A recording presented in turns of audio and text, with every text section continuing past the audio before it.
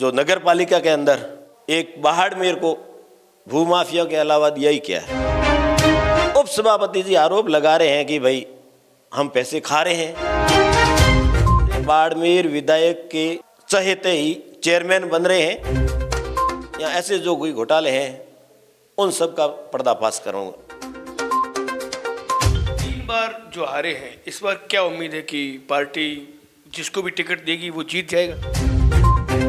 तो बाड़मेर के अंदर विकास की गंगा बहेगी, चाहे उसके अंदर सड़क हो, पानी हो, जल हो। और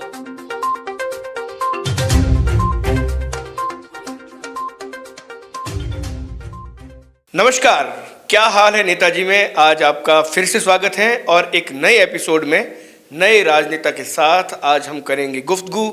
और इस गुफ्तगू में क्या खुलकर सामने आता है ये आप दर्शक एनालिसिस करें। बात बाड़मेर विधानसभा की। बाड़मेर विधानसभा जहां पर लगातार 3 बार कांग्रेस ने हैट्रिक लगाई है और एकमात्र उम्मीदवार कांग्रेस से मेवाराम जैन जो तीनों बार जीते हैं। भारतीय जनता पार्टी के लिए ये बाड़मेर विधानसभा किसी भी तरीके से पहेली से कम नहीं है। लगातार भाजपा ने इस बात को लेकर कोशिश की कि इस सीट को जीता जाए, लेकिन जिला मुख्यालय की जनता ने बार बार इन पार्टियों में जिस तरीके से आपसी झगड़ा, सिर फुटबॉल की नौबत रही, इस वजह से कांग्रेस को ही वोट दिए। इस बार क्या नया होगा, कौन लोग इस बार टिकट की दौड़ में है और कौन टिकट लेकर आएंगे, इन सारी बातों पर चर्चा करेंगे। हमारे साथ आज इस चर्चा में शामिल हुए हैं खेताराम जाखड़, जो भारतीय जनता पार्टी के जिला कार्यकारिणी के सदस्य भी हैं। इन्हीं से जानते हैं कि ये क्या सोचकर भारतीय जनता पार्टी से टिकट की उम्मीद लगाए हुए हैं। खेताराम जी, क्या लगता है आपको कि भारतीय जनता पार्टी जो लगातार 3 बार इस बाड़मेर विधानसभा से हार गई, वो आपको इस बार टिकट क्यों दे?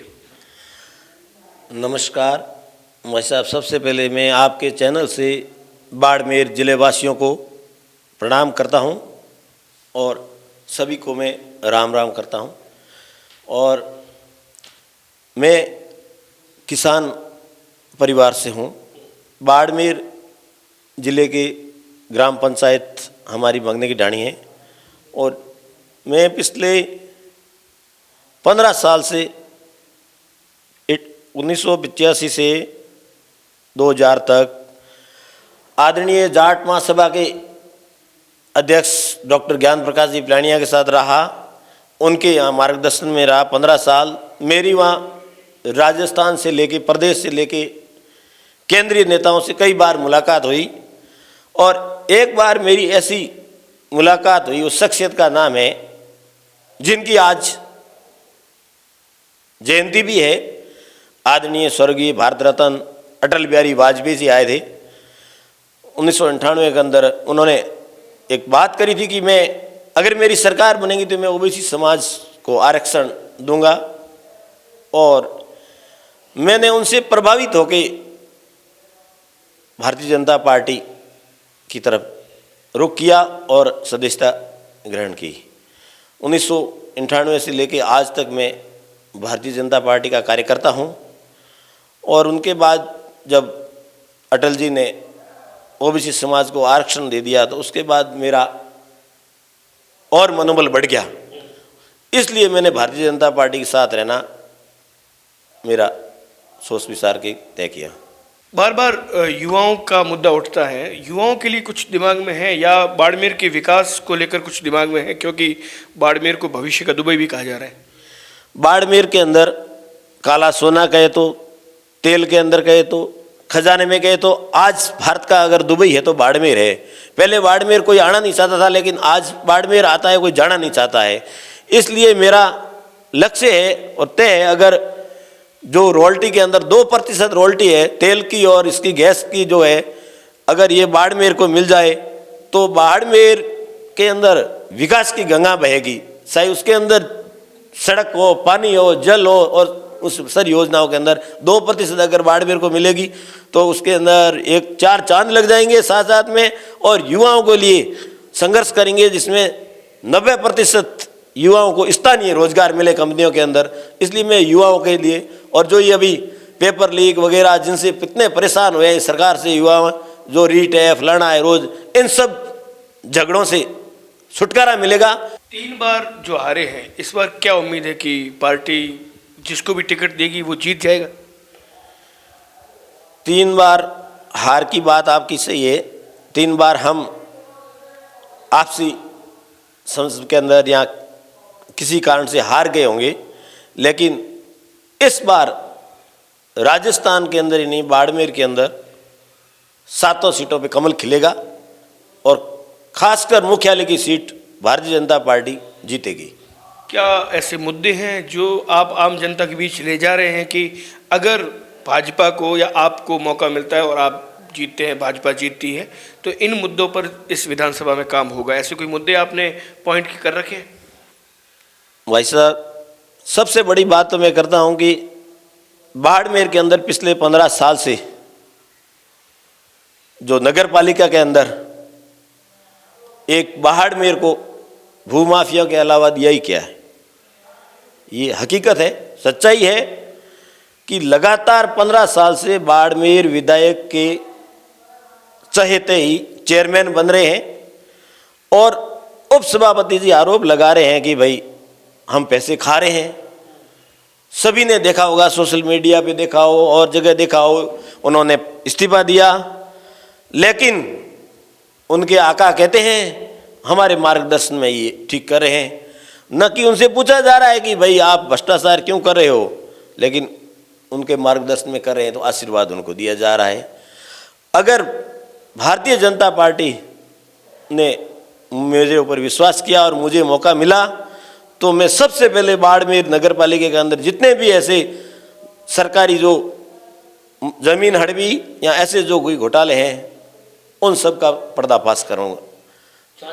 बिल्कुल सब कराएंगे, क्योंकि ये सरकार की, जनता की संपत्ति है, इसलिए उसकी पूरी जांच कराई जाएगी। आपकी पार्टी के बारे में, ये बाड़मेर शहर के बारे में ये कहते हैं कि गुट बने हुए, गुटबाजी की शिकार है पार्टी और ज़्यादा नेताओं की लिस्ट है शिव की तरह, जहाँ पे जो चुनाव लड़ना चाहते हैं। तो लगता नहीं कि भीड़ बहुत ज़्यादा है, इस भीड़ में कैसे, किस तरीके से गुटबाजी होने से बच पाएंगे? हमारा एक ही ध्येय है, हमारा नेता है आदरणीय नरेंद्र मोदी जी और उम्मीदवार है कमल का फूल। पार्टी जिसको भी मौका देगी हम उसके साथ हैं। अगर पार्टी उसमें से हमें योग्य समझेगी तो हम चुनाव जरूर लड़ेंगे और सबको, सभी के मार्गदर्शन में, सीनियर नेताओं के मार्गदर्शन में, युवाओं का साथ और बाड़मेर की जनता का आशीर्वाद लेकर बाड़मेर की जनता ही चुनाव लड़ेगी और जीतेगी जरूर। खेताराम जी, आपके बारे में एक बात प्रसिद्ध है कि आप सेवाभावी बहुत हो, दिल खोल के आप समाज के लिए और हर स्थान पे, धार्मिक स्थलों पे आपने खूब अपनी ओर से सहयोग दिया है। तो ये कब से काम चल रहा है और अब समाज सेवी से जो नेता का एक परिवर्तन हुआ है, इससे क्या पुराना काम प्रभावित तो नहीं होगा जो समाज सेवा का? नहीं, पिछले 15 साल से महादेव की मेहरबानी कहें या जनता का आशीर्वाद कहें, मैं पिछले 15 साल से जहाँ भी जरूरत हुई, किसी समाज में हो, मैंने दिल खोल के मदद करी और आगे भी भगवान ऐसी आशा और उम्मीद करता हूँ कि मेरी मदद करेंगे और मैं लोगों की मदद करूँगा। बीते दिनों आपके संगठन महामंत्री यहाँ आए थे, उन्होंने कोई दिशा निर्देश दिए उन नेताओं को जो चुनाव लड़ना चाहते हैं? नहीं, आदरणीय चंद्रशेखर जी बाड़मेर आए थे, भारतीय जनता पार्टी के महामंत्री थे। उन्होंने एक ही मूल मंत्र दिया था, कार्यकर्ता का मान सम्मान, और हमारे नेता आदरणीय मोदी जी है, उम्मीदवार कमल का फूल है और अपना सेवा भावी, मतलब अपने भारतीय जनता पार्टी का मतलब है सेवा करना, कोई पद के लिए राजनीति नहीं करनी है। उन्होंने मूल मंत्र दिया था, संगठन में शक्ति है। टिकट नहीं मिलती है तो किसी और को मिलती है तो खेताराम जी का क्या रुख रहेगा? पार्टी से कोई गिला शिकवा नहीं रखें, गुटबाजी नहीं होगी?